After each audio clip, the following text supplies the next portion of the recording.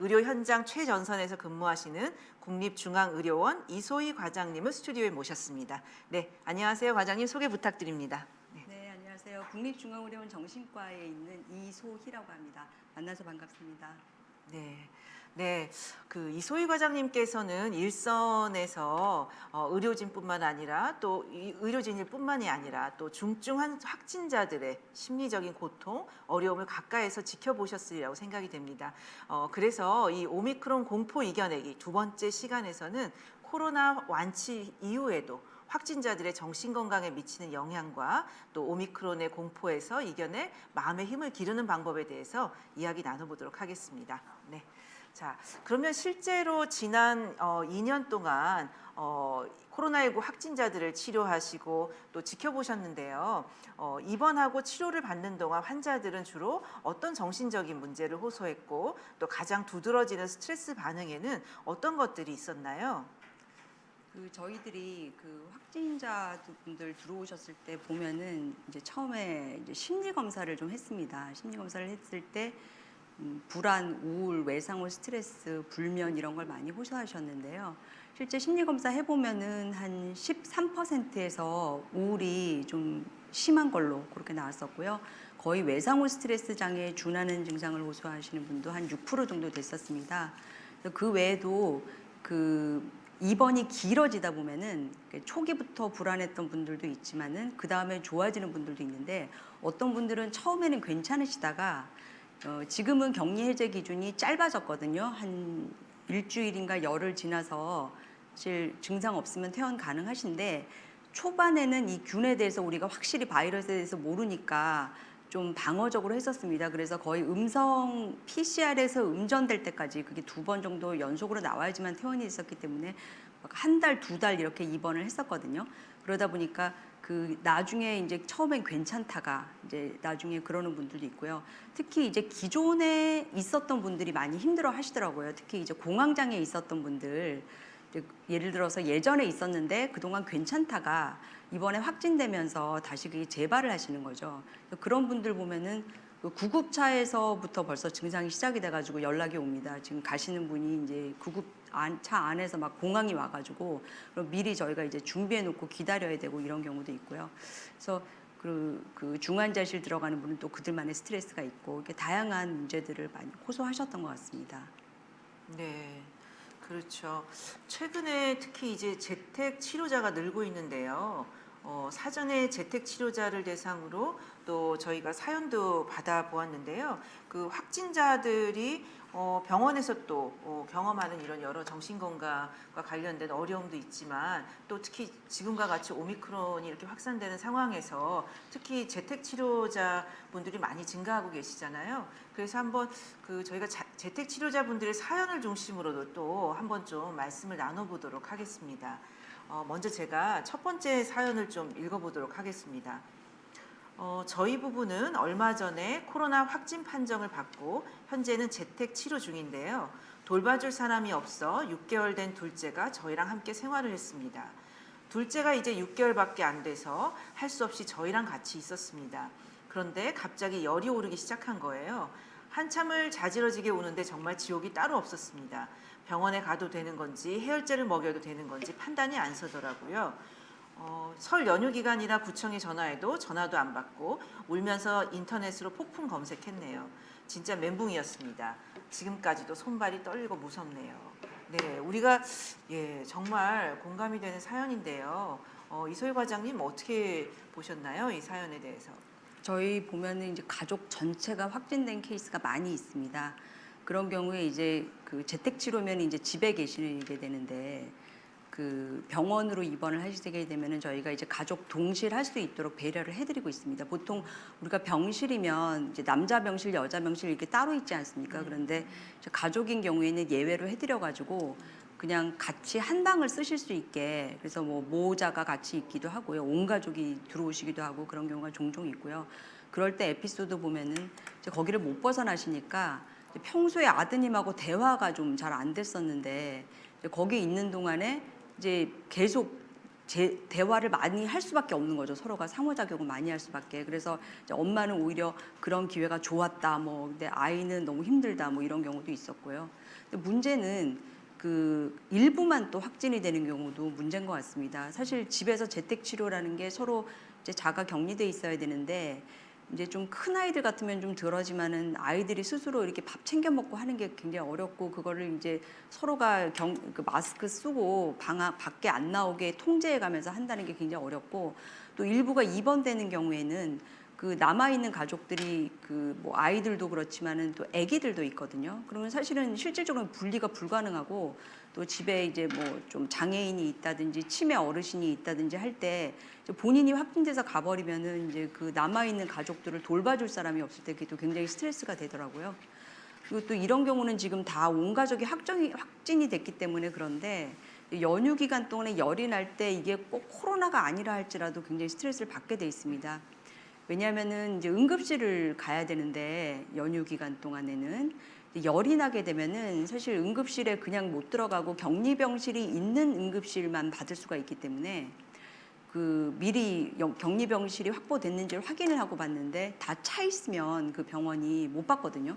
그러면 이제 환자분을 태우고 119 구급대원이 계속 이제 찾아다니는 거죠. 그 응급실 안에 그 찾아서 그게 상당한 스트레스가 된다고 하더라고요. 그래서 그 격리병실 들어가는 기준이 이제 미열만 있어도 격리병실 있어야지 받기 때문에 그래서 이제 응급실을 예전 같았으면은 뭐 굳이 응급이 아니더라도 그냥 가셨다면은 요즘처럼 이렇게 감염병이 많을 때는 좀 정말 응급이 아니면 응급실 사용을 조금 자제해 주시는 게 그 한정된 격리병실을 정말 중한 사람이 쓸 수 있게 좀 배려해 주시는 게 아닌가 그런 생각도 조금 듭니다.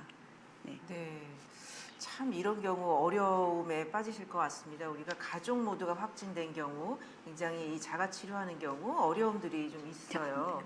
아까 그 특히 이소희 과장님 지금 계신 곳이 국립중앙의료원은 사실 이 코로나 전담병원이시잖아요. 네. 그래서 굉장히 확진자분들을 많이 치료하고 지켜보셨는데 특히 이제 가벼운 경증 환자부터 산소호흡기 치료를 받는 중증 환자까지 스트레스 반응의 차이도 굉장히 많을 것 같아요. 지금까지 뭐 굉장히 여러 종류의 환자분들, 가족분들을 지켜보셨을 텐데 조금 더 그분들이 어떤 스트레스 반응을 경험하고 계셨고 또 어떤 상태인지 또 많은 분들이 또 모르실 것 같아요. 그런 분들도 말씀해 주시면 좋을 것 같습니다. 그러니까 이제 경증과 중증 환자분들의 정신 건강의 차이가 궁금하신 거죠? 네, 어떤 양상을 보이고 계신지. 예. 그 경증인 분들이 사실은 정신 건강이 더 어려운데 그 저희가 이제 헬스 앵자이티라고 하는데요. 코로나19 헬스 앵자이티란 말이 생겼는데 약간의 건강 염려 비슷한 상황인 건데 이제 처음에 들어오시면 경증으로 들어왔다 할지라도 사실 어떻게 될지 모릅니다. 이게 폐렴이 다 퍼졌는지 있는지 없는지부터 이대로 뭐 경증으로 끝날지 아니면 본인이 심해질지 그런 전반적인 건강에 대해서 굉장히 예민해지고 불안한 상태거든요. 그래서 그런 게 처음에는 많고요. 아까 제가 뭐 불안, 우울, 외상후, 스트레스장애 이런 불면 이런 거 말씀드렸는데 이제 중환인 분들은 조금 틀립니다. 그런 분들은 이제 산소 호흡기를 그 마스크나 뭐 이제 콧줄이라고 하죠. 네. 네이절 프롱이라든지 네. 이제 인공호흡 이렇게 가는데 그 과정에서 약간의 호흡 곤란이 좀 있다 보면은 이제 공황 발작이 그게 유발되는 경우가 많이 있습니다. 그러니까 전에 공황증이 좀 있었던 분들이 보면은 그러니까 약간의 산소 부족이 공황 발작을 일으켜 버리는 거죠. 그리고 그 중환자실 스트레스가 또 있습니다. 이게 정말 중환으로 가게 되면은 이제 선망 같은 것도 올 수 있지만은 그렇게 되면 이제 기억이 이제 끊기거든요. 중간중간. 나중에 돌이켜 보면은 그 선망 상태일 때 기억이 이렇게 조각나 있습니다. 그러면은 이제 어떤 부분은 기억 왜곡이나 착오도 있고요. 그러니까 의심증 같은 것도 굉장히 심해지거든요. 헷갈리기 때문에. 근데 그렇지 않고 또 맨정신으로 그 중환자실에 계시는 경우도 있습니다. 중환자실에 있다고 다 선망이 있는 건 아니기 때문에 굉장히 이제 그게 사실은 본인한테는 좀 생전 처음 경험해 보는 거죠. 이제 밤낮도 없이 자기 스스로 뭔가를 할 수 있는 상황이 아니거든요. 그러니까 그런 걸로 인한 스트레스. 그래서 조금 이제 경증과 중증이 좀 다르긴 한데 다 힘드신 것 같습니다. 네. 그렇다 보면 이제 오미크론 같은 경우는 특히 이제 경증이신 분들이 굉장히 많은 상황인데 이런 분들이 이런 스트레스에 좀 더 어떻게 대처를 하고 가족들은 그런 나의 가족들이 경험하고 있는 이런 경증 증상들이지만 많은 걱정을 하시고 스트레스를 받아 하시는 가족들을 위해서 어떻게 좀 도움을 줄 수 있을까요? 그러면. 그러니까 이 오미크론이 지금 이제 왔는데요. 사실 오미크론이 우리한테 이렇게 힘든 이유는 사실 치명률 때문은 아니거든요. 그러니까 어떻게 보면은 이제 이 치명률과 전파력은 이게 반비례 관계에 있다 보니까 치명률이 높을수록 사실 전파력은 떨어지는 거거든요. 메르스 이런 경우에는 막 30%까지 가지 않았습니까? 그러니까 사실은 병원 내 감염으로 끝났는데 이 코로나19는 이제 치명률이 떨어지다 보니까 이렇게 삽시간에 이제 그 대규모 감염병 사태가 왔는데 오미크론은 이제 굉장히 치명률이 떨어져 있다 보니까 전파력이 너무 이제 크고 그래서 확진자 수가 너무 증가를 하다 보니까 이게 우리한테는 이제 일상생활로 이 복귀가 안 되는 게 아닌가 하는 두려움. 그러니까 지금 이게 확진자 수가 이렇게 막 기하급수적으로 늘다 보면 컨트롤이 안 되다 보면은 뭐 방역 단계는 더 심해질 것이고 그럼 사실 지금 자영업자분들이나 이 코로나19 때문에 일자리를 잃거나 이런 분들은 버티고 있는 분들도 있거든요. 그런 분들은 이제 좀 연초가 되면 우리가 좀 희망을 가져도 되지 않습니까? 좀 이렇게 좀 희망적으로 해볼까 했는데 오미크론이 오더니 뭐 너무 확진자 수가 늘어서 뭐 병상도 부족하다 그러고 그렇게 되니까 이제 지치는 거죠, 다들. 그렇죠. 그러다 보니까 이게 두려움이라는 게 그 생명에 대한 두려움도 있지만은 우리가 이 정상생활이 못 되고 이 경제적인 타격 이런 것도 굉장히 큰 것 같습니다. 그래서 이제 이럴 때 이제 우리가 어떻게 하면 좋을까 뭐 이런 거를 보신 것 같은데 그러니까 저희가 이제 굉장히 이런 뭐 재난 사태도 그렇고 이럴 때 좀 우리가 이걸 어떻게 잘 극복하면 좋을까 하는 그런 핵심적인 게 좀 긍정적인 생각과 그 안 좋은 습관 만들지 않기 그리고 연결되어 있기 뭐 요 세 가지가 주로 이렇게 연구하신 분들 그 논문 같은 거 이렇게 봐도 그 세 가지가 계속 반복적으로 나오고 있거든요. 이 긍정적인 거라는 게 그러니까 우리 그 이제 어떤 상황에서든 어쨌든 이걸 우리가 이제 회복 탄력성으로 연결되는 부분이기도 한데 그 부정적인 생각을 하면 사실 스트레스 호르몬이 나오거든요. 근데 스트레스 호르몬이 우리 몸에 스트레스 그 축이 있어요. 그 뭐 뇌에서부터 이렇게 연결되는 거기에 악영향을 주기 때문에 스트레스가 오히려 더 악화시키거든요. 우울 불안을. 그래서 긍정적인 생각으로 전환하는 게 우리가 스트레스 상황에서 그걸 극복하는 데 굉장히 힘이 된다. 이런 거는 뭐 연구 결과에서 너무나도 많이 나와 있어서 우리가 뭐 어려운 일을 겪고 난 다음에 더 성장하는 경우도 있지 않습니까? 우리가 사람과 사람 사이에 보면은 뭐 아무 일도 없는 경우도 있지만은 서로가 조금 갈등을 겪고 난 다음에 더 다져지는 인간관계도 있지 않습니까? 그런 것처럼 우리가 어떤 이런 힘들 때라도 좀 회복 탄력성 같은 게 생겨가지고 또 다시 긍정성을 갖는 거. 그리고 제가 아까 연결되는 게 굉장히 중요하다고 말씀을 드렸는데 어떤 상황에서도 본인을 고립시키는 건 참 안 좋은 것 같습니다. 왜냐하면 힘들다는 걸 주변 사람이 알아채기가 힘들거든요. 어렵다 보니까 도와줄 수가 없는 거죠. 그래서 내가 스스로 표현할 수 있으면 제일 좋지만은 최소한 연결되어 있다면 조금 안 좋을 때 주변에서 그걸 알아봐주고 또 필요하면 또 도움을 주실 수도 있고 그럼 그 도움을 받고 해서 우리가 힘들더라도 그걸 극복할 수가 있기 때문에 그렇게 해서 좀 그런 게 중요할 것 같고 아까 제가 안 좋은 습관 들이지 말자 이런 거는 왜 그런 말씀을 드렸냐면 이번에 뭐 한국 이번에 그 트라우마 스트레스 학회에서 같이 그 회장님께서 그 추진하신 그 설문조사에도 나와 있지만은 그 성인들이 지금 음주가 코로나19 이후에 증가했다고 한 사람들이 한 11, 12, 13 이렇게 나오거든요. 그리고 애들도 보면은 그 신체 활동 줄었다는 청소년들 신체 활동 줄었다는 친구들이 한 70% 막 이렇게 나오고요. 또 게임 같은 거 미디어 사용 같은 거 늘었다는 사람들이 지금 뭐 한 50% 청소년들이 학업 외에 이렇게 증가했다는 거거든요. 근데 이런 게 이제 우리가 스트레스의 대처 전략이 여러 가지가 있는데 성숙된 방법으로 이제 감정을 배제하고 좀 문제 해결 중심으로 하는 거는 괜찮은데 그거를 어떤 다른 방식으로 풀려고 하다 보면 그게 뭐 음주든 뭐 너무 우울해져 가지고 그냥 미디어만 보고 있든 이런 습관이 생겼을 때 이 안 좋은 습관이 들여지면 이게 바뀌는 게 참 힘들거든요. 그럼 나중에 이제 스트레스는 지나갔는데 그 안 좋은 습관이 그냥 굳어져 있는 거예요. 그럼 그거 바꾸는데 또 시간이 걸려요. 그래서 합병증이 일종의 후유증인데 그래서 그 세 가지를 좀 말씀을 드리고 싶습니다. 긍정성, 안 좋은 습관 만들지 않기, 연결되어 있기. 이거는 네. 말씀드리고 싶습니다. 네, 지금 굉장히 중요한 말씀을 해주셨는데요. 지금 이 프로그램을 시청하고 계신 시민들, 국민 여러분들께서는 긍정적인 생각을 해라 그러면 뭐 힘들어 죽겠는데 무슨 긍정적인 생각이야 어떻게 하라고 뭐 이런 생각도 하시는 분들도 계시겠지만 사실 우리의 마음은 우리가 생각에 따라서 우리의 감정과 또 행동에 이제 영향을 주는 것으로 과학적으로 많이 근거가 알려져 있습니다. 그래서 여러분들께서 힘들겠지만 여러 가지 긍정적인 생각들을 많이 하기 위해서 애쓰시는 것은 우리의 이런 우울한 마음, 또 불안한 마음, 또 이런 공포심을 해소하는 데도 많은 도움이 될 수 있겠다 알 수 있겠고요. 또 회복 탄력성이라는 또 이런 개념을 말씀해 주셨어요. 그러니까 이제 위기나 어떤 이런 역경 경험에 오히려 그것을 극복하고 더 성장하는 이런 긍정적인 힘을 회복 탄력성이라고 하는데요. 우리 인간은 모두 회복 탄력성이 있다고 합니다. 그래서 여러분들이 가지고 계신 이런 회복 탄력성을 믿으시고 또 이런 것이 이런 위기 상황에 어려울 때 발휘될 수 있도록 좀 잘 키워 나가시면 좋을 것 같고요.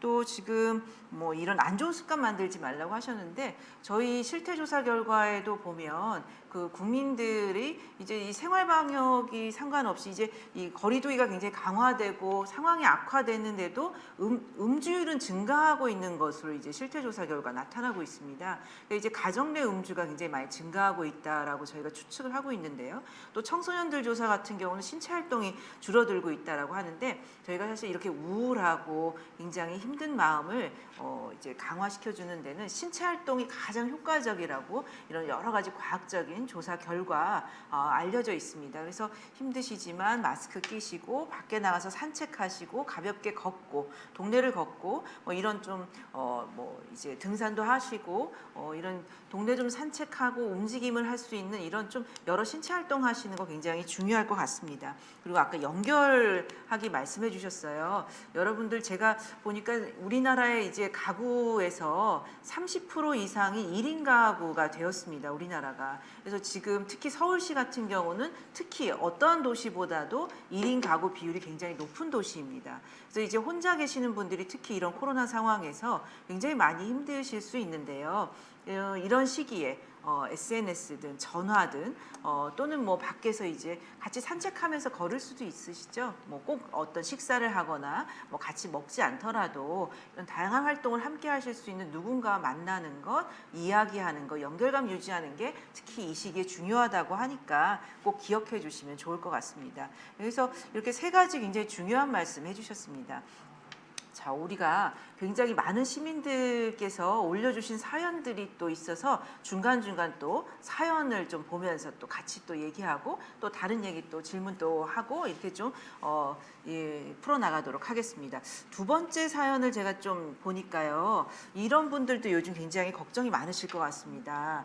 자, 제가 한번 두 번째 사연을 한번 읽어보겠습니다. 다음 달 아내가 출산을 앞두고 있는 예비 아빠입니다. 엊그제 연휴가 끝나고 회사 출근했죠. 그런데 같은 날 출근한 한 회사 동료가 코로나 확진 판정을 받은 겁니다. 당연히 저는 밀접 접촉자로 분류됐고 회사도 집도 비상이었죠. 다행히 재택근무로 전환되긴 했는데 아내와 뱃속에 있는 아이가 걱정돼 집에도 못 가고 있습니다. 오미크론은 전염성이 높다는데 아이와 아내 모두 괜찮을까요? 아내는 백신도 안 맞았는데 너무 걱정됩니다. 네, 그 임산부는 굉장히 고위험군 중에 하나인데 또 백신도 안 맞으셨다고 하니 더욱더 이제 힘드신 상황인 것 같은데요. 어떻게 보시나요, 과장님? 사실 이제 임신부가 백신 금기는 아닌데 많은 분들이 이제 걱정이 돼서 이제 안 맞으시는 분이 있고요. 이제 임신한 분들이 이제 그 코로나 걸렸을 때 제일 이제 걱정되시는 분들이 출산에 임박한 분들이거든요. 왜냐면은 그 격리 해제되기 전에 갑자기 이제 우리가 자연분만이라는 게 예측하기 힘들 때도 있지 않습니까? 그랬을 때 이제 굉장히 당황한 상황이 벌어질 수 있기 때문에 그런 경우에 이제 보통 저희가 입원을 하시면 이제 출산 임박한 임신부들은 조금 땡겨서 그냥 제왕절개 수술을 합니다. 그런데 이제 그걸 하려면은 이제 음압병실이 필요해요. 일반 그 수술실에서 못하고 음압 수술실이 필요하다 보니까 그 음압 수술실이 갖춰져 있는 병원으로 배정이 되는 거죠. 그래서 이제 그걸 날을 잡아가지고 하고요. 근데 많은 분들이 저희가 보면은 큰 문제 없으시더라고요. 그냥 경증이더라고요, 대부분은. 근데 가끔 이제 기저질환이 있었던 분들, 임신부 중에서도 이제 중증으로 가는 분들이 가끔 있고요.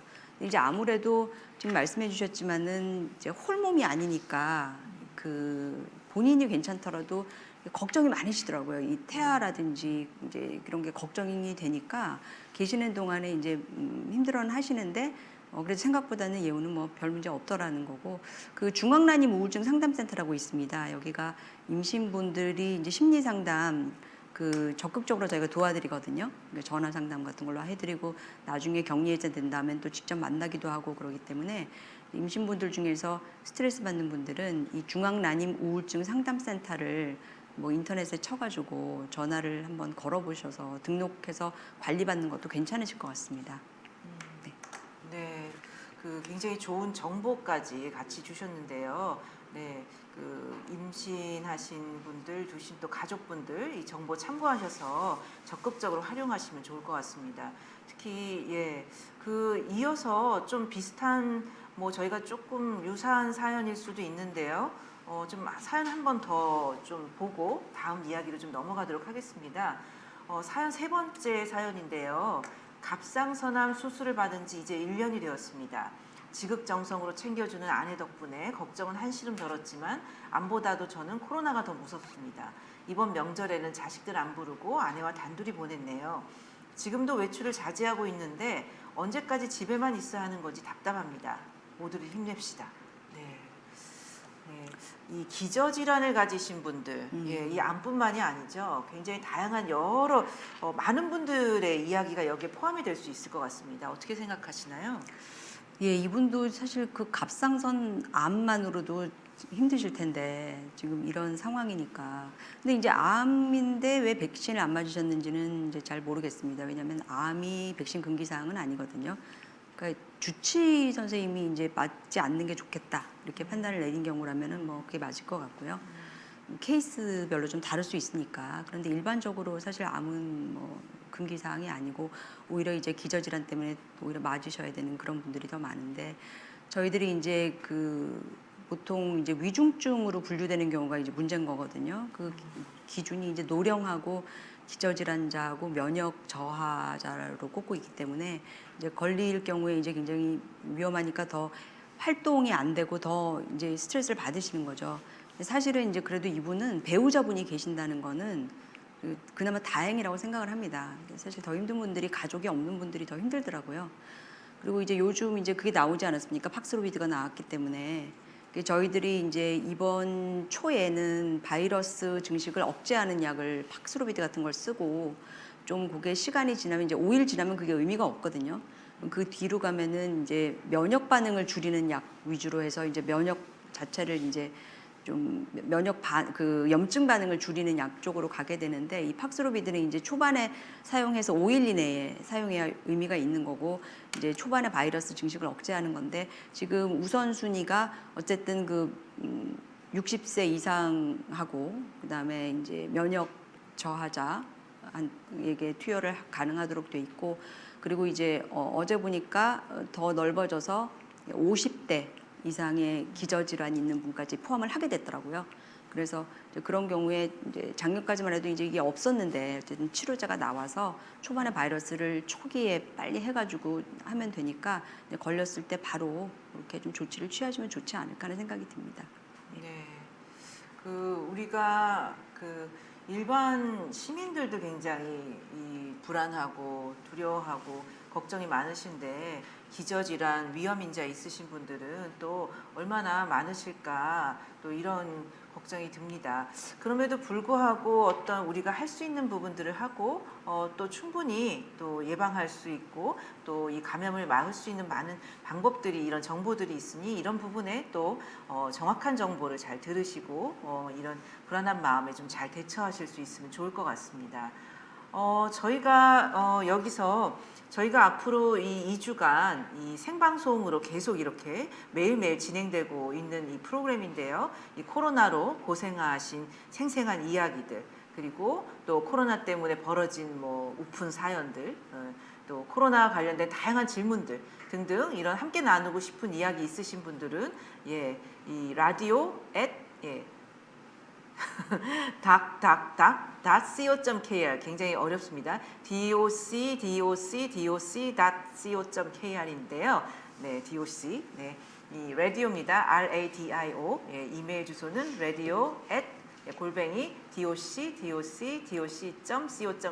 예, 이 이메일로 보내주시면 저희가 이렇게 함께 소개해드리고 또 오늘 게스트로 모시는 많은 전문가 선생님들께 또 조언도 듣고 또 여러 사연에 대해서 많은 말씀도 들을 수 있는 이런 기회를 드리고요. 또 사연 보내주신 분들에게는 커피 쿠폰도 보내드린다고 하니 많은 참여 부탁드리겠습니다.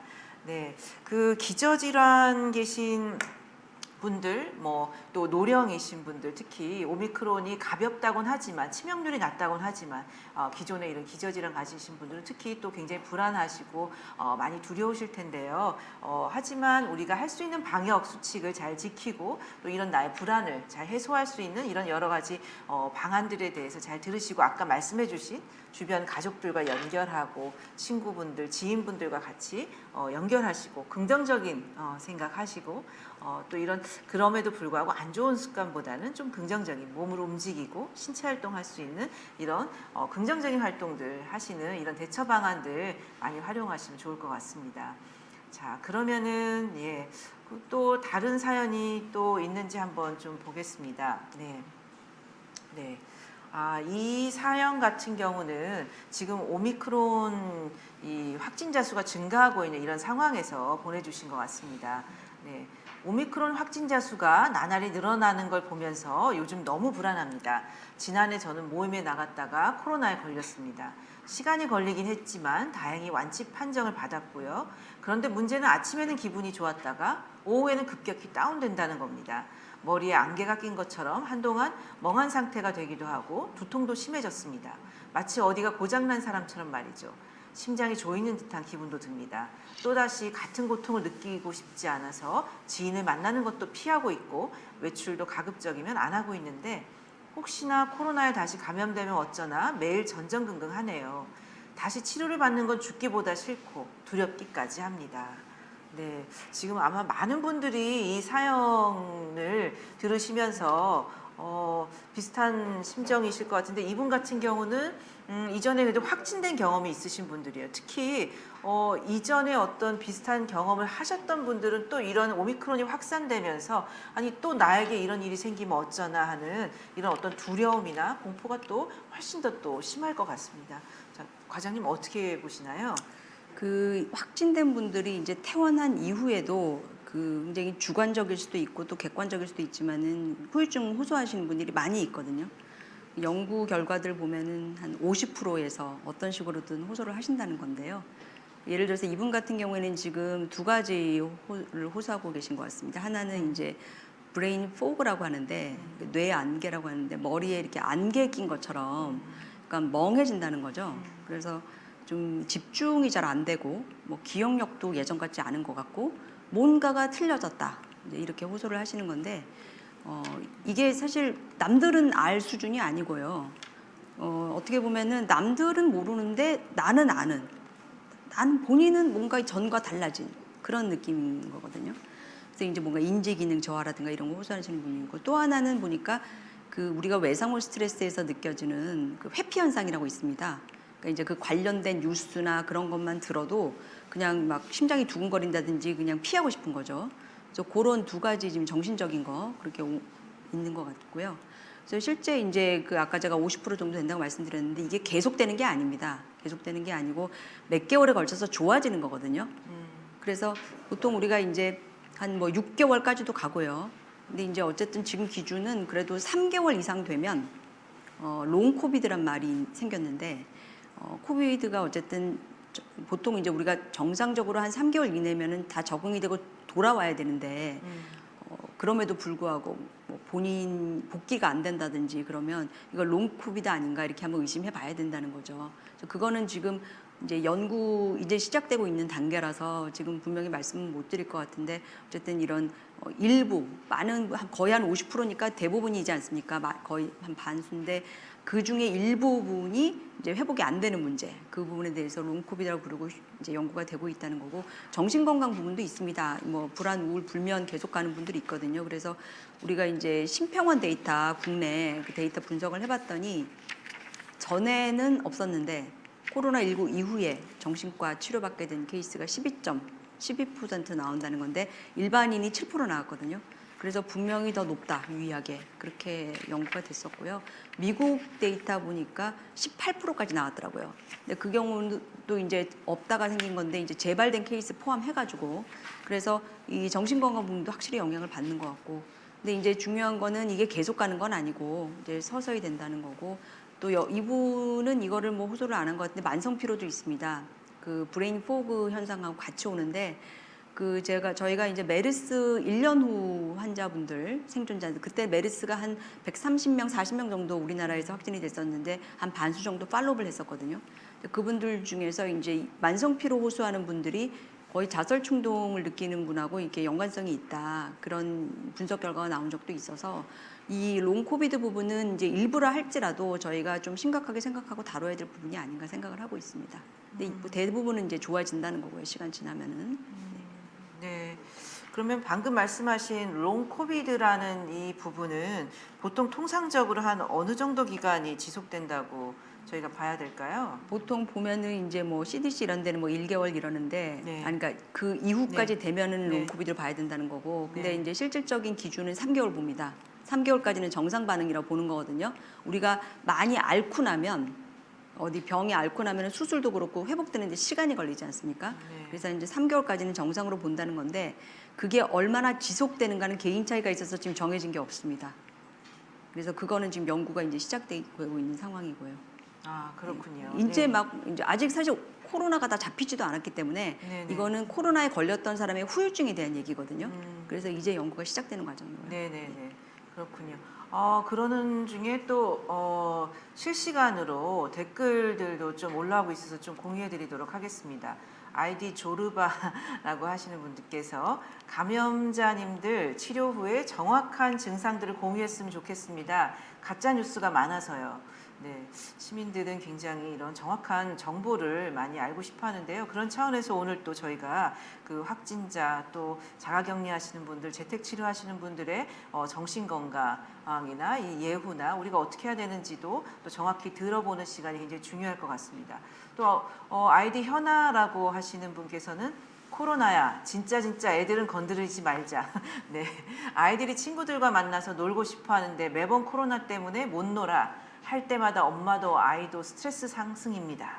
네, 그렇죠. 특히 이 어린 아이 두신 어머니들 이 코로나 때문에 스트레스가 이만저만이 아닙니다. 게다가 또 자꾸 걸핏하면 온라인 수업을 하죠. 또 학교 휴교령 내리죠. 또 엄마는 하루 종일 집에서 아이들 돌봐야 되고, 또 일 또 직업 있으신 분들께서는 또 이때마다 아이를 또 어디에 맡겨야 하는지 등등 굉장히 힘든 시기를 보내고 있습니다. 네, 너무 공감됩니다. 네. 자, 영은이라고 아이디 하신 분께서는 또 공공장소에서 기침하면 눈치 엄청 보이죠. 네, 그렇습니다. 이게 저희가 이 작은 앞서서 행동 면역 체계도 박한성 박사님 말씀하셨는데, 이제는 우리가 그냥 기침만 해도 깜짝깜짝 놀라는 과잉 반응이 나타나고 있습니다. 네, 우리가 적절하게 반응을 해야 할 텐데요. 이게 또 과도한 또 반응이나 혐오나 또 이런 어떤 배제로 이어지지 않을 수 있도록 해야 될 것 같습니다. 자, 그러면은 이 코로나 이 후유증과 관련해서 보니까 시청자분들께서 많이 궁금해하시는 것 같아요. 그래서 이런 증상들, 코로나 후유증, 뭐 예를 들자면 뭐 일반인들이나 또는 평상시에 우울이나 불안 장애 등 뭐 정신건강 문제를 가지신 분들은 또 코로나 후유증은 또 얼마나 되는지 또 일반인들이 그냥 코로나를 겪으셨을 때 일반적으로 불안이나 우울 장애로 정말 이 발전될 확률이 얼마나 있는 것인지, 아니면 우리가 좀 더 이것을 정상적인 스트레스 반응으로 간주하고 잘 대처하고 있다 보면 괜찮을지 뭐 등등 좀 이런 얘기를 좀 한번 여쭤볼까 합니다. 예, 원장님. 저희가 이제 기존 질환 정신과 약을 드시던 분들도 코로나 걸려서 들어오시거든요. 네. 그러면 이제 저희가 그 약을 유지를 합니다. 유지를 하는데 팍스로비드 쓰셔야 되는 분들은 일부는 이제 좀 중단하기도 하죠. 그 사이에 재발 위험이 없기 때문에 한 요즘 뭐 7일 열흘이면은 격리 해제 되기 때문에 그래서 그런 분들은 대부분 문제 없이 나가시더라고요. 네. 나가시는데 예전에 알았는데 그동안 잘 지내시다가 그럼 약도 안 드셨던 거죠. 이번에 코로나 걸리기 전부터 갑자기 약을 드시기 시작하거나 아니면 걸리면서 확 재발을 하시는 분들이 또 있습니다. 그런 분들은 이제 다시 약을 쓰셔야 되는 부분이 좀 있는 거고요. 그리고 이제 아까 말씀드린 것처럼 그런 게 없이도 이제 뉴 온셋이죠. 그러니까 이게 들어오셨는데 불안 우울이 이제 막 급성기 격리병동에 있으면서 막 생기는 거죠. 네. 그게 왜 오냐면은 아까 말씀드린 그 헬스 앵자이티도 있지만 그 격리 자체가 주는 스트레스가 있습니다. 그러니까 갑자기 하던 일 다 중단되고 들어와야 되는 거거든요. 그러면은 뭐 자영업자인 분들은 문 닫아야 되는 거고, 또 뭐 이렇게 추진하던 프로젝트 같은 거 추진 못하고 들어오셔야 되는 거고, 여러 가지 뭐 경제적인 문제부터 또 뭐 대인관계에서 그 과정에서 좀 부정적인 시선 받았던 분들이 있습니다. 그런 분들은 또 그게 상처로 남더라고요. 그러면 이제 들어와서도 사실은 굉장히 불편한 상황이 벌어지는 거고, 근데 이런 여러 가지 문제들이 이제 처음에 격리병동 들어오면은 이제 스트레스로 다가오다 보니까 원래 우울 불안이 이제 없었던 분인데 이제 호소하는 분들도 있다는 거죠. 저희가 이제 조사를 해봤더니 그 설문조사 하신 분들, 그러니까 이분들은 아주 중증은 아니었다는 얘기예요. 설문조사를 하실 수는 있을 정도였다라는 건데, 그분들 중에서 정신과 문제가 원래 없었는데 나갈 때 정신과 진단 붙는 경우가 이제 20%, 22%인데 이제 이분들이 계속되는 건 아니라는 겁니다. 제가 말씀드리고, 왜냐하면 거기 있는 동안에 불면증이 생겼다가 나가셔서 괜찮은 분들도 많이 있거든요. 그래서 이제 그거가 이제 장기적으로 갔을 때 어떤가 하는 부분은 아까 제가 말씀드린 심평원 데이터 12%를 참고하시면 될 것 같고요. 하지만 일반인들도 살다 보면은 정신과 문제 생길 수 있잖아요. 그게 7%라는 거니까 그게 이제 12%가 전부 코로나 때문이다 이렇게 할 수는 없는데, 어쨌든 대조부분보다는 조금 증가하는 경향이 있고, 그게 단지 우리나라만의 문제는 아니다. 그렇죠. 미국 데이터에서도 말해주고 있지만은 이제 재발 포함해가지고 18%로 보고가 되고 있기 때문에, 그래서 그리고 나간 다음에 이제 여러 가지 지금 정신과 문제뿐만이 아니라 아까 말씀드린 그 뇌가 뭐 안개 낀 것처럼 만성 피로 이런 문제들 다 합해가지고 뭐라도 호소하시는 분이 한 50% 된다고 말씀드렸는데, 이 또한 몇 개월에 걸쳐서 서서히 없어진다는 거죠. 그리고 많은 경우에는 본인만 느끼지 남들이 느낄 정도는 아니더라고요. 근데 본인은 이제 뭔가 좀 회복이 좀 더 돼야 될 것 같은 느낌이 드는 거죠. 전에 없던 좀 어려운 점을 좀 생기니까 어디까지가 심리적인 건지, 어디까지가 정말 생물학적으로 설명될 수 있는지는 지금 명확하지는 않은 상태인 것 같은데, 많은 부분은 좀 이렇게 막 신경 쓰다 보니까 좀 더 이제 전보다 힘도 없는 것 같고, 그런 분들도 많이 있는 건 사실인 것 같습니다. 네. 자, 여기서 시민들께서 꼭 중요하게 기억해 두셔야 될 부분은 이런 것 같습니다. 지금 우리가 이 코로나 상황이 굉장히 장기화되고 있고요. 이렇게 계속 사회적 거리두기를 해야 되고 혼자 있는 시간이 증가하고 있는데 이렇게 가라앉고 무기력하고 좀 밖에 나가면 불안하고 이러한 어떤 감정이 드는 것은 굉장히 정상적인 스트레스 반응이라는 겁니다. 우리가 보통 이러한 반응들을 비정상적인 사건에 대한 정상적인 반응이라고 이렇게 이야기를 합니다. 비정상적인 이 코로나19라는 감염병 재난에서 저희 국민들이 느끼는 이런 스트레스 반응들은 지극히 정상적인 스트레스 반응이라는 거죠.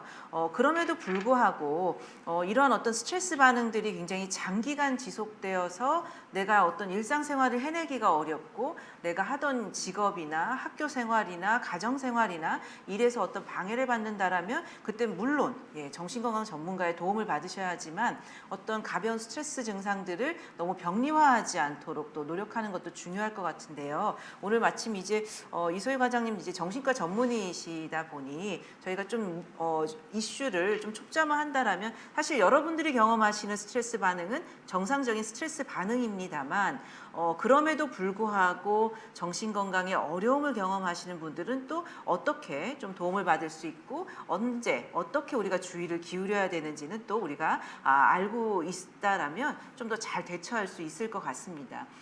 그렇다면 실제로 코로나 때문에 불안하거나 뭐 우울하다는 이유로 정신건강의학과를 찾아오는 환자들을 종종 만나시는가요? 원래 기존 질환자들 분들이 오히려 호소를 하는 게 제일 많고요.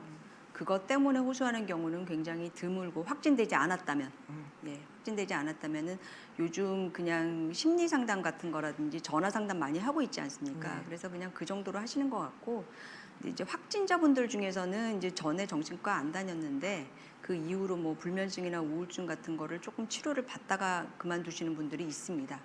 근데 이제 그냥은 잘 많지는 않으신 것 같아요. 그거 네. 하나만으로 병원에 오신 경우는 원래 그- 있던 게 재발하거나 이제 심해지는 거죠. 네, 그렇습니다. 그러면은 그렇죠. 우리가 지금 굉장히 코로나 때문에 불안한 것 같고 내가 우울한 것 같고 내가 우울증 아닌가 불안장애 아닌가 이런 생각 하시기 쉽지만 이 코로나만으로 우리가 어떤 불안장애나 우울장애로 진단되거나 하기보다는 사실은 어떤 기존의 기저질환이 악화된다든지 정신질환을 가지고 있으셨던 이슈들이 또는 다른 이슈로 인해서 발생하는 경우들이 많다고 하니 여러분들께서 이 코로나19로 인한 이런 스트레스 반응들에는 좀 더 건강한 아까 과장님께서 소개해 주신 대처 방법들을 좀 더 적극적으로 활용하는 것이 도움이 될 수 있을 것 같습니다. 그런 걸 했을 네. 때 예를 들어서 네. 계속된다. 네. 예, 아까 말씀드린 걸 했는데도 이제 계속되고 그게 뭐 좀 심각해서 기능에 영향을 줄 정도다. 그렇죠. 예를 들어서 뭐 학생이면 공부를 학교를 못 갈 정도라든지 직장인 같으면 직장을 못 갈 정도고 그러면은 이제 저는 뭐 전문가 찾아오셔서 뭐 정신과 진료도 좋고 해보는 것도 괜찮다 생각합니다. 한번 진단 차원에서 네. 도움이 필요하면 받는 게 좋죠. 그렇죠. 우리가 정신질환을 진단하는 데 기준이 이 우리가 일상생활의 기능의 장애에 네. 방해를 받아야 우리가 진단을 하는데요. 그러니까 여러분들이 이러한 내 우울감으로 불안한 마음으로 내 어떤 이런 굉장히 처져 있고 우울한 마음 때문에 학교에 가야 하는 학생이 학교에 갈 수 없고 집안에서 가정주부로서의 역할을 할 수 없고 남편으로서 어떤 역할을 할 수 없다. 뭐 이런 어떤 기능상에 내가 어려움을 경험한다라면 정신건강 전문가 또는 정신과 치료 뭐 이런 여러 방법들을 동원하시면 좋을 것 같은데 저희가 지금 1577-0199라는 이 정신건강 위기 상담 전화를 활용을 하고 있습니다. 전 국민들이 24시간 언제 어디서든지 전화로 이 전화 상담을 받으실 수가 있는데요. 거기서는 이제 이 정신건강 전문가들이 24시간 전화를 받고 있으니 이런 어떤 무료 상담 전화도 잘 활용을 해보시고 내가 더 필요하다고 생각하시면 또 정신과 진료도 적극적으로 받으시면 좋을 것 같습니다. 자, 그러면은 또 우리가 그 몇 가지 또 좀 살펴보겠는데요. 우리가 이 정신과 문제를 그 중에서 가장 호소하는 분들은 주로 어떤 분들이 정신과 문제를 주로 많이 호소하게 되고 또 이런 정신과 문제를 호소하는 분들이 가장 큰 이유는 무엇인지 우리가 조금 더 우리가 예후를 안다라면 그러니까 어떤 이슈를 가지신 분들이 더 정신과적인 문제로 악화될 수 있다라고 볼 수 있을까요? 일단은 뭐 기존 질환자분들은 당연히 호소를 하시겠죠. 네. 코로나 걸렸다고 그 병을 고쳐지지는 않지 않습니까? 하지만 의외로 그런 분들은 그냥 기존 약물 치료 유지하시면서 잘 지내시더라고요. 그 거기 들어와서 뭐 더 악화되기보다는. 근데 이제 그렇지 않은 경우는 이제 아까 말씀드렸지만은 격리 치료 자체의 스트레스랑 그 당시 겪었던 여러 가지 뭐 재정적인 어떤 압박이라든지 그 직전에 있었던 뭐 예를 들면 뭐 이런 겁니다. 코로나 걸리기 전에 주식이 막 떨어지고 있었어요. 스트레스 확 받고 있다가 코로나 걸려서 들어오시니까 안 그래도 힘든데 그 격리병실 안을 못 벗어나시니까 얼마나 힘드시겠습니까? 마음대로 다닐 수도 없고 활동의 장애는 많고 문제는 있는데 그런 격리 치료 자체에 대한 스트레스가 그런 재정적인 문제라든지 또 대인관계 아까 말씀드렸지만은 뭐 우리가 확진되는 과정에서 또 누군가에게 전파를 했을 수도 있고 다른 사람하고 약간 서로가 오해 과정에서 안 좋은 소리 듣기도 하고 좀 그렇거든요. 그러면 이제 상처로 남더라고요, 그게. 그래서 그게 이제 두고두고 코로나는 격리 해제가 됐는데 그 상처는 오래가는 그런 상황이 벌어서 그런 격리 치료 자체 스트레스랑 그리고 제가 아까 그 헬스 앵자이티라고 말씀드렸는데 이 병 자체에 대해서 이제 조마조마하신 거죠. 좀 지나면은 괜찮아지지만 처음에 한 하루 이틀은 열이 오를까 떨어질까 폐렴이 어떻게 됐나 굉장히 불안하십니다. 본인이 경증 상태에서 끝날지 이게 악화될지 또 그러다가 이제 좀 호흡곤란이 오면 뭐 공황 발작이 생기기도 하고 또 불면증이 일단 오는 분들도 많이 있고요. 그리고 이제 저희가 이제 그 데이터 분석을 해보니까 그 다음이 입원 치료가 길어졌을 때, 그러니까 격리 해제가 되면은 일주일에서 열흘이면 나가야 맞는데 임상 증상이 호전이 안 되면 계속 계셔야 되거든요. 격리 해제는 됐어도. 그래서 입원 기간이 길수록 안 좋더라고요. 그리고 신체 공존 질환이 있을 때 그런 경우에 좀 힘들고 그래서 이런 것들이 좀 보니까 그리고 이제 저희가 심평원 자료 분석한 거를 보면은 특수 치료 받았을 때 코로나19로 인한 특수 치료가 뭐냐면은 이제 그 산소 마스크 있습니다. 그 호흡곤란이 있었다는 거거든요. 산소 마스크라든지 또 인공호흡 벤틸레이터라고 이런 거 걸었거나 뭐 많지는 않지만 CRRT라든지 에크모 같은 거 하셨던 분들이 있거든요. 그런 뭐 하이플로우 고농도 산소 이런 거 하셨던 분들이 아무래도 그 심평원 자료상에 뉴온셋 정신과 질환이 그러니까 통계적인 거죠. 이거는 그런 정도가 있는 것 같습니다. 그래서 이럴 때 제 생각에는 좀 긍정적인 생각을 통해서 이게 격리 치료 뭐 중환으로 인한 그거는 어쩔 수 없더라도 스트레스로 인한 거는 좀 그 안에서 오히려 조금 긍정적인 생각을 하시는 게 장기적인 후유증도 줄이고 또 그 안에서 좀 잘 지내실 수 있는 또 염증 반응과 또 싸워야 이길 수 있는 또 면역력도 또 길려야 되니까요. 이게 굉장히 중요할 것 같습니다. 긍정적인 마음가짐이. 네, 지금 말씀하신 대로 격리 치료 받으셨거나, 네, 또 어떤 코로나로 인한 어떤 재정적 압박이 많으신 분들, 그러니까 사실 우리 소상공인이나 이 경제적인 어려움을 호소하는 또 20대, 30대 청장년층 이야기 굉장히 많이 합니다. 우리가 그 한국 트라우마 스트레스 학회 그 정신건강 실태 조사를 통해서도 20, 30대의 어떤 정신건강의 어려움이 특히 소득의 감소를 경험하신 분들의 정신건강이 굉장히 악화되는 걸 볼 수가 있었고 또 격리된 생활을 많이 하시는 분들 특히 혼자서 생활, 고립된 생활 하시는 1인 가구이신 분들이 정신건강에 어려움을 경험하고 있다는 것이 실제 데이터로도 많이 나타나고 있습니다. 그래서 방금 말씀하셨던 이런 여러 그 관련된 경험을 하셨던 분들께서는 내가 좀 더 스트레스에 취약할 수 있겠다. 이 코로나를 치료하는 과정 속에서 또 하나 받을 수 있는 어떤 이런 스트레스가 내가 더 심각할 수 있으니 내가 조금 더 적극적으로 대처를 하고 또 주변에 있는 가족분들 또한 이런 요인들에 대해서 좀 인지하시고 더욱더 적극적으로 관심과 지지를 가져주시면 우리가 조금이라도 어떤 정신건강 문제로 악화되는 것을 예방할 수 있는 이런 방안이 될 수 있을 것 같습니다.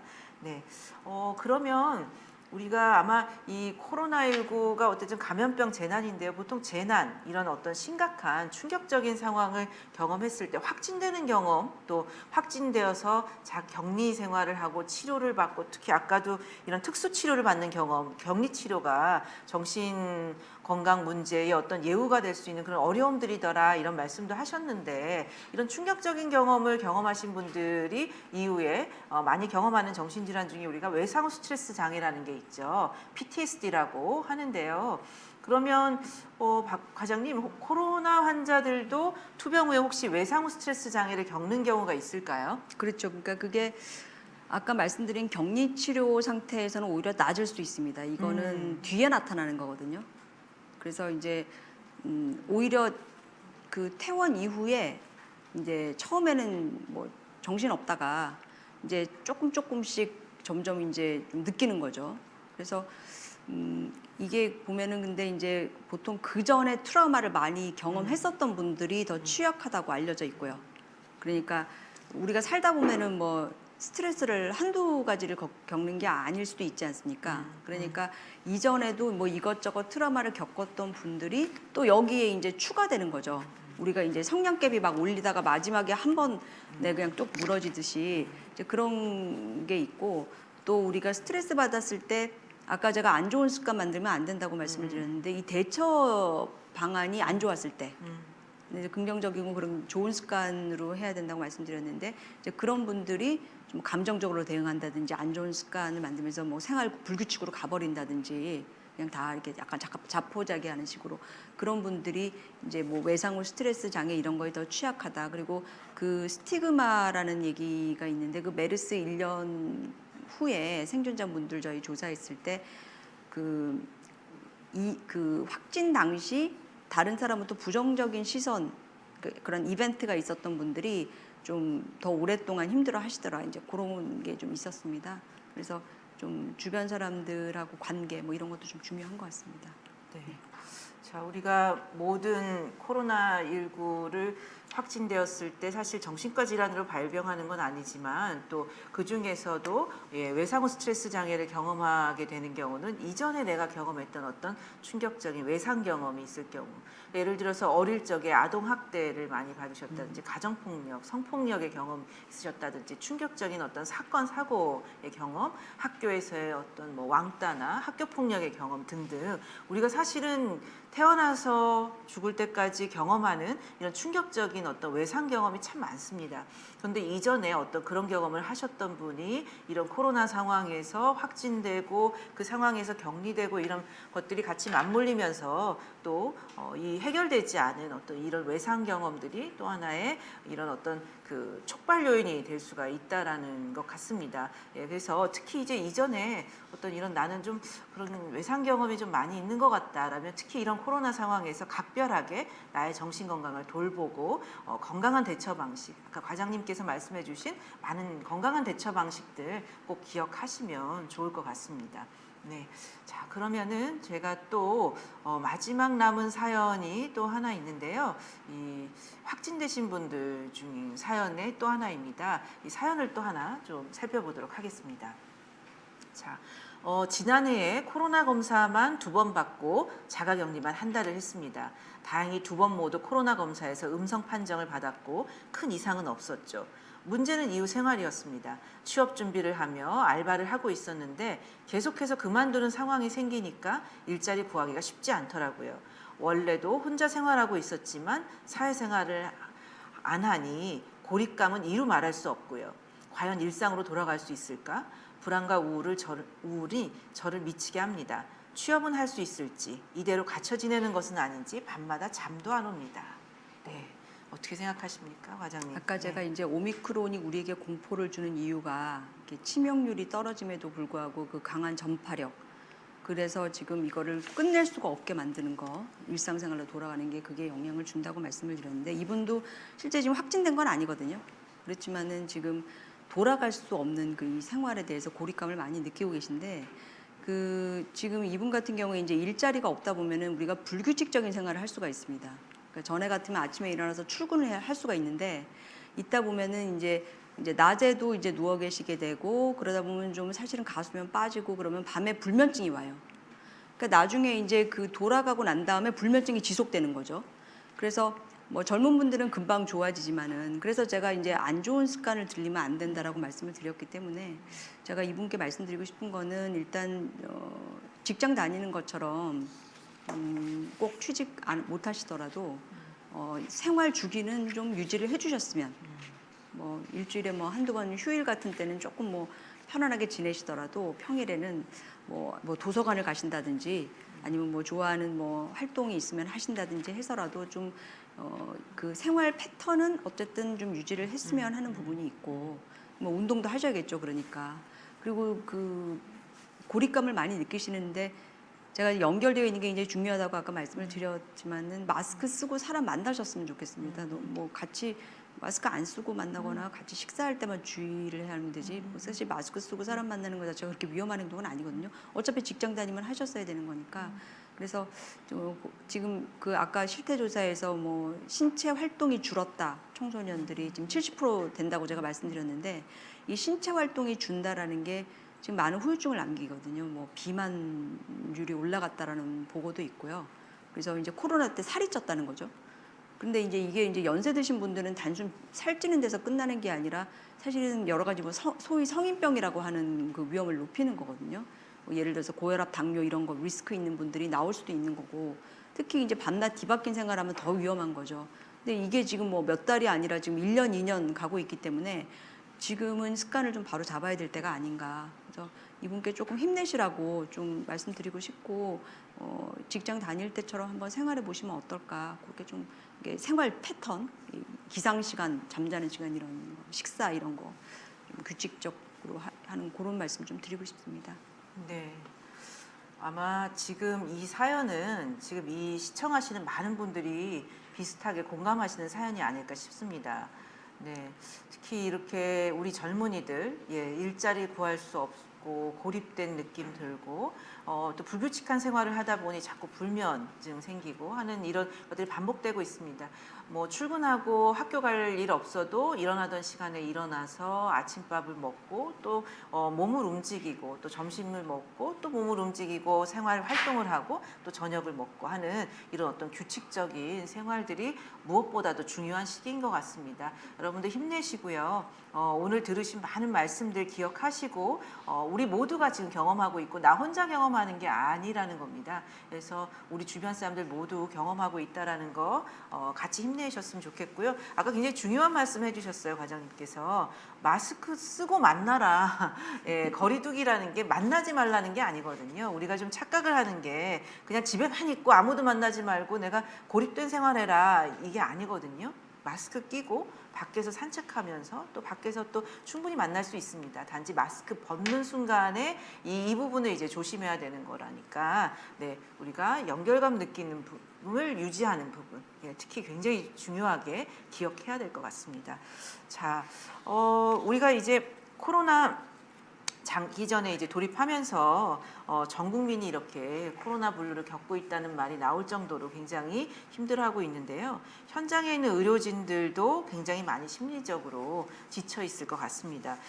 제가 그 과장님께서 지난 6월에 코로나19 전담병원과 생활치료센터에서 근무하는 의료 종사자들을 대상으로 이 분석한 연구 결과를 JKMS에 발표하셨다고 들었어요. 그래서 감염병 이 코로나 환자를 진료하거나 또 관련 기관에서 근무하는 것만으로도 기피 대상이 된다고도 하던데, 자, 의료진들은 어떤 어려움을 좀 호소하고 계시고 또 이런 어려움들을 회복하고 개선하기 위해서는 또 어떤 도움이 필요할지 좀 말씀 부탁드립니다. 의료진 분들이 감염병 대유행 시기에는 이제 맨 처음에 초기에는 제일 문제가 되는 게 감염 공포입니다. 왜냐하면 치사율을 알 수 없거든요. 아직 그때까지는.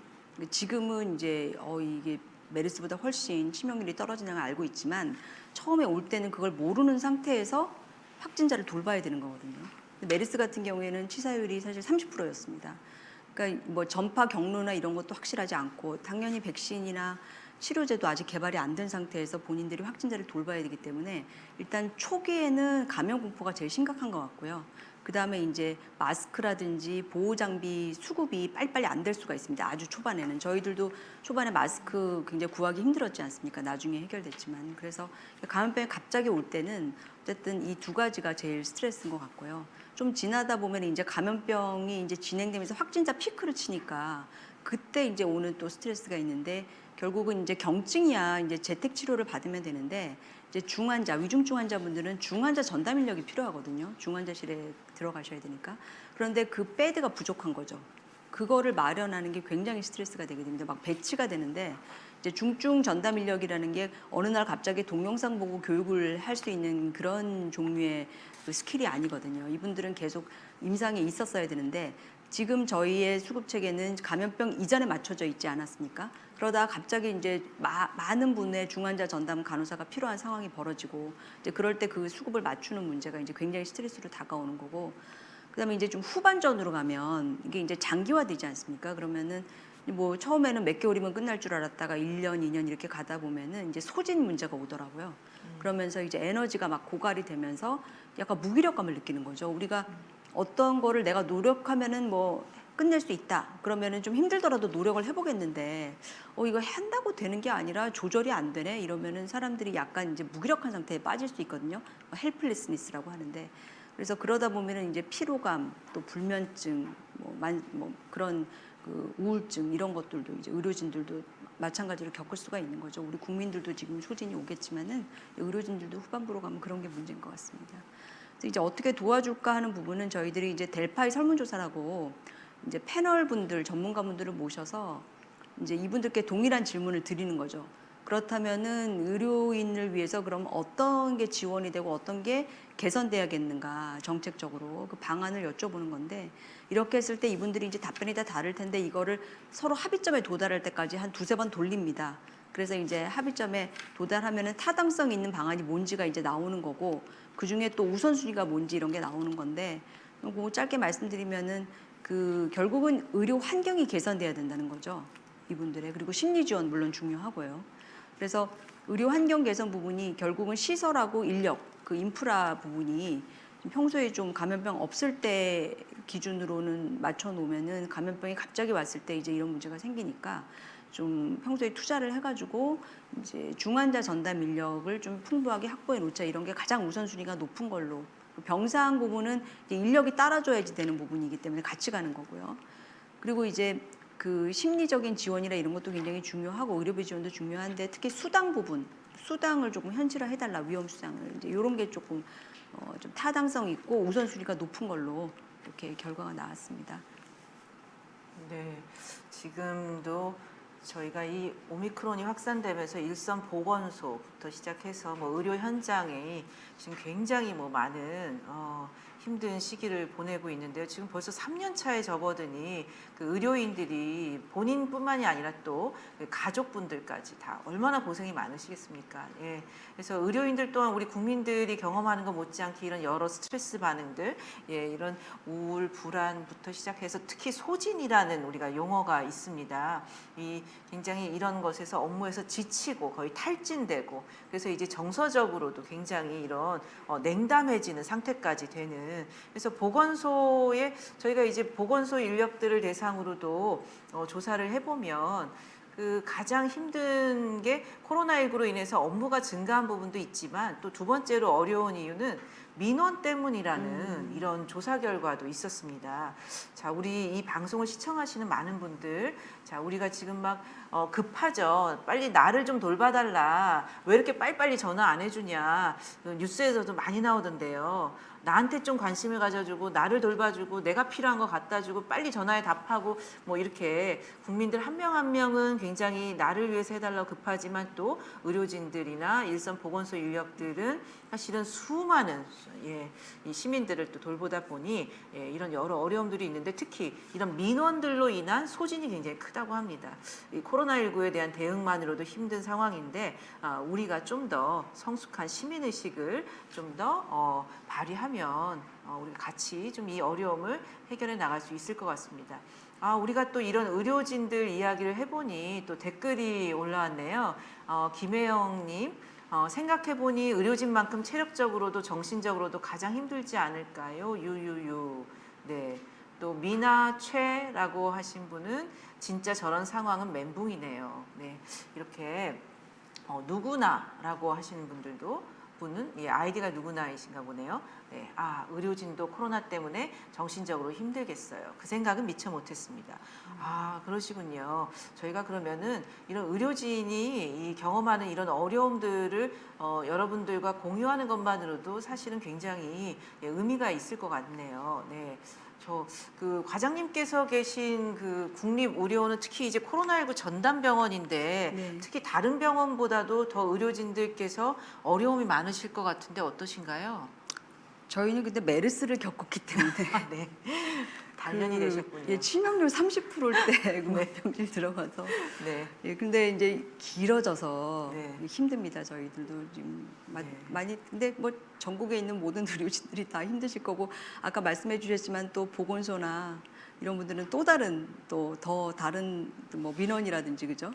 지역사회 그 자가격리 그런 것도 있고 119 구급대원은 또 다른 또 어려움이 있으시더라고요. 이송 네. 관련해 가지고 네. 그 확진자 받는 뭐 그 저기 아까 응급실에 격리병실 있어야 환자 받는다고 하는데 거의 뭐 초반에는 몇 시간을 진짜 차 타고 다른 도로 막 이동하는 경우도 있었거든요. 지금은 조금 안정이 됐는데 그래서 뭐 이루 다 말씀드릴 수 없을 정도의 그런 그게 네. 있어서 네. 뭐 저희 병원만의 어려움은 아닌 것 같고 다 같이 힘들 때라서 힘을 많이 힘드신데 힘을 같이 내보도록 하는 걸로. 네. 네. 저희가 한때 이제 힘내세요. 막 이 의료진들 힘내라는 운동까지 하고 했었는데 이제 막 장기화되다 보니 뭐 의료진이고 뭐고 나부터 살자 우리가 이런 생각 아니지 뭐 각자 너무 힘들다 네. 이 생각에 사실은 또 잠시 잊었던 것 같은데요. 이런 시기에 또 가장 힘든 게 일선에 있는 의료진들, 또 보건 인력들, 또 보건 인력에는 또 의료인들만이 아니라 또 다양한 직종들이 많습니다. 보건소에서 일하는 직원들의 이 직무를 보니 전공 영역이 굉장히 다양하더라고요. 그래서 우리가 사실은 그 보건 이런 대응 인력이라고 하죠. 코로나19 대응 인력이라고 하는데 사실은 의료인뿐만이 아니라 또 일선에서 대응하시는 많은 영역에 전공을 하신 다양한 전문가들이 또 있습니다. 또 그런 분들도 우리가 기억하고 또 우리가 성숙한 시민의식을 발휘해서 민원보다는 힘내시라고 하고 좀 더 기다리고, 그러나 또 필요할 때는 또 적극적으로 도움을 요청하시고 이렇게 좀 대응을 하시면 좋을 것 같습니다. 지금 댓글에 의료진들이 정말 힘들 것 같다는 댓글들이 굉장히 많이 올라오고 있고 힘내시라고 이런 응원의 메시지들이 많이 있어서 힘이 나는 것 같습니다. 자, 과장님 이제 뭐 거의 마칠 때가 다 돼가긴 한데 좀 시간이 남았는데요. 아, 그래요? 지난 우리가 이제 3년 차에 접어드는데 개인적으로 2년간 가장 힘들었던 기억? 네, 여쭤봐도 될까요? 일단 초반에 저희가 청도 대난부터 터졌거든요. 아, 그때 네. 이제 그때도 개입하셨군요. 근데 이제 메르스는 사실 이제 그런 일은 없었거든요. 그래서 그때 좀 초반이다 보니까 아까 제가 감염 공포가 초반에 제일 컸다고 말씀드렸는데 이렇게 그 병동에서 오신 분들을 어떻게 돌봐드려야 될지에 대해서도 뭐든지 처음이 제일 힘든 것 같아요. 네. 그러니까 다들 익숙하지 않은 가운데 정말 거의 매일 들어가기도 하고 그 음압병실에 이송 문제도 있었습니다. 좋아져서 가셔야 되는데 이런 게 전에 없던 체계를 만들어가는 과정에 있어서 누가 이분들을 모시고 이송하느냐 했을 때 저희들이 막 직접 같이 구급차 음압 그거 타고 같이 가고 막 그랬거든요. 그래서 그게 오히려 막 나중에는 더 기억에 남기도 하고 그때가 일단 제일 힘들었던 것 같고요. 그 다음에 이제 좀 적응이 되더라고요. 적응이 됐는데 그 다음에 이제 확진자가 또 느니까 이제 거기에 대한 또 스트레스가 있었고 이제 올 초에는 저희가 이제 100% 지금 모든 입원 환자분 비코로나 한 분도 안 계시거든요. 지금 그렇게 됐습니다. 지금 마지막 그러니까 우리가 뭐 새벽이 밝아오기 전에 어둠이 제일 깊다고 그럴 때 얘기를 바라고 있습니다. 지금. 네. 네. 네, 저희가 그 바닥을 친다 이런 우리 알코올 중독자들 이야기할 때 바닥을 치고 이제 올라간다 이런 설명을 하는데요. 바닥이길 바라고 바닥일 거라고 믿습니다. 네, 우리가 오늘 이 여러 다양한 이슈들 특히 이제 오늘 이소희 과장님은 코로나19 전담병원 국립의료원의 과장님으로 계시기 때문에 특히 확진자들이 경험하는 그 급성기부터 이 이후에 퇴원 이후의 상태까지 또 재택 치료하시는 분들 또 의료진들까지 정말 광범위한 이야기를 해보았는데요. 이런 우리 온 국민이 정말 각자의 상황에서 많은 어려움들을 경험하고 있는 시기입니다. 우리가 이런 어려움들에 대해서 좀 공감하고 이해하고 또 좀 더 인내심을 발휘해서 지금 이제 바닥을 치고 이제 올라가는 일만 남았다라는 생각으로 좀 더 마지막 힘을 내서 좀 잘 헤쳐나가야 되겠습니다. 또 이후에도 계속 댓글들 많이 올라오고 계시는데요. 다 읽어드리지 못하지만 의료진들 힘내시고 수고하신다는 응원의 글 계속 올라오고 있네요. 자, 마지막으로 또 1577-0199 여러분들 전화번호 기억하시면 좋을 것 같습니다. 1577-0199는 무료 전화고요. 국가에서 운영하는 24시간 정신건강 위기 상담 전화번호입니다. 언제든지 여러분이 힘드실 때 누구에게 이야기하시고 싶을 때 1577-0199 전화하셔서 어려움들 이야기하시면 좋을 것 같습니다. 네, 오늘 어려운 시간 바쁘신데 나와주셔서 감사합니다. 이소희 과장님, 오늘 너무 감사드립니다. 네, 감사합니다. 네, 내일 이 시간에는 우리가 오늘을 시작으로 해서 2주 동안 라이브 방송으로 계속 이 프로그램을 운영을 하고 있습니다. 매일 오후 2시에서 4시에는 이런 여러 다양한 우리 마음 건강을 돌보는 이슈에 대해서 여러분들과 말씀을 나누겠는데요. 내일 이 시간에는 코로나19와 가족 위기라는 주제로 나사렛대학교 사회복지학부 김정진 교수님을 모시고 또 말씀 나눠보도록 하겠습니다. 네, 내일 이 시간에 저는 다시 뵙도록 하겠습니다. 감사합니다.